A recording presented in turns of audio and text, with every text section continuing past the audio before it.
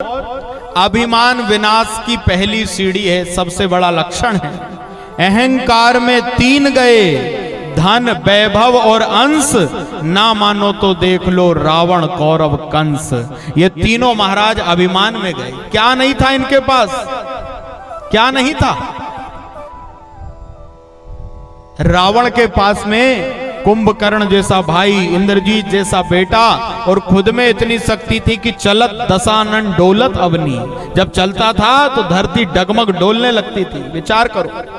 और मालूम है आपको, बाकी सारी चीजें तो ठीक हैं, लेकिन दशानन रावण जब पूजन करता था भगवान शंकर की, तो भोलेनाथ तांडव नृत्य करने लगते थे। ऐसा शिव भक्त था। हाँ, ऐसा शिव भक्त था। और तो और महाराज स्वयं कैलाश से भगवान शंकर रावण से पूजा करवाने के लिए आते थे। और क्या बताएं आप, जब ये प्रतिदिन कैलाश में जाता था भोलेनाथ का दर्शन करने, तो एक बार रावण के मन में भाव आया कि महाराज ये कैलाश पर्वत कितना भारी, इसको एक बार उठा के देखता हूं। तो भगवान शंकर और माता पार्वती बैठे थे, इसने जाकर के कैलाश पर्वत उठाना शुरू कर दिया। और जो पहाड़ को उठाया है कैलाश पर्वत को, तो पर्वत डोलने लगा। मां पार्वती ने कहा, प्रभु क्या हो रहा है? ये पर्वत तो पूरा डोल रहा है, भूकंप आ गया लगता है। भगवान भोलेनाथ ने कहा, कोई भूकंप नहीं है देवी, मेरा भक्त रावण है, वो भजन देख रहा है।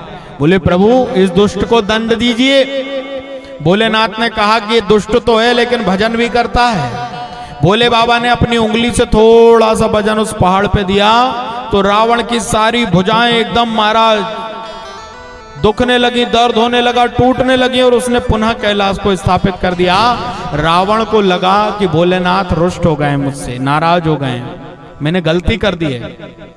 रावण भोले बाबा के पास गया और जाकर के महाराज भोलेनाथ के चरणों में अनुनय विनय करी। अब मां पार्वती बड़ी क्रोधित हो गई थी कि ये कुछ भी उद्दंडता करते रहता है, आकर के प्रतिदिन चला आता है। तो मां पार्वती ने भगवान शंकर से कह दिया कि स्वामी, या तो आप रावण से पूजा करवा लो या पार्वती को रख लो। यदि रावण यहां आएगा तो हम यहां नहीं रहेंगे। अब मां पार्वती ने जैसे ही कहा, तो भोले बाबा ने रावण से कह दिया कि रावण, कल से तुम यहां मत आना, मैं ही तुमसे पूजन करवाने के लिए लंका आ जाया करूंगा। बोलो शंकर भगवान की। इतने सहज है महाराज, सहजता तो देखो कि रावण से पूजा करवाने लंका जाने लगे।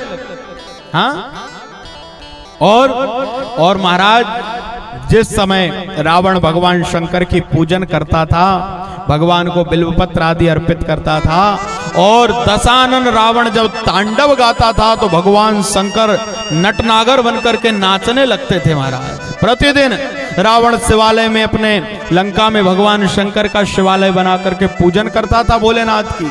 और जटाटवी गलज्ज्वल प्रवाह पावित स्थले, गले वलंब्य लंबितांबुजंग तुंग मालिका, डमड्डमड्डमड्डमन्निनाडमड्डमर्वयं प्रचंड चंड तांडवं तनोतु नः शिवः शिवम्। शंकर महाराज राज तांडव नाचे, शंकर महाराज राज तांडव नाचे, शंकर महाराज राज तांडव नाचे, शंकर महाराज राज तांडव नाचे, शंकर महाराज राज तांडव नाचे, शंकर महाराज राज तांडव नाचे, शंकर महाराज राज तांडव नाचे, शंकर महाराज राज तांडव नाचे। जटाकटा संभ्रम भ्रमन्निलिम्प निर्जरी, विजूल दोल धोरणी विधूसरांग्रि पीठ भो, डमड्डमड्डमड्डमड्डमड्डनाडमड्वयं प्रचंड चंड तांडव तनोतु नः शिवः शिवं, तनोतु नः शिवः शिवं, तनोतु नः शिवः शिवं। भोलेनाथ के सामने बैठ करके रावण जब तांडव गाता था, तो बाबा भोलेनाथ नाचने लगते थे। और शिव तांडव का जो पाठ करता है, भगवान शंकर के इस तांडव स्तोत्र को गाकर जो शिव पूजन करता है, तो पूजावसान समय दशवक्त्र गीतम यह शंभु पूजनमिदं पठति प्रदोषे तस्य स्थिरां रथ गजेंद्र तुरंग युक्तां लक्ष्मीं सदैव सुमुखीं प्रददाति शंभो।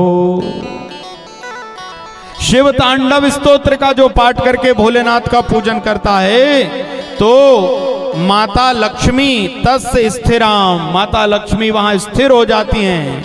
धन के देवता कुबेर वहां कृपा कर देते हैं जो शिव तांडव से भगवान का पूजन ध्यान करता है।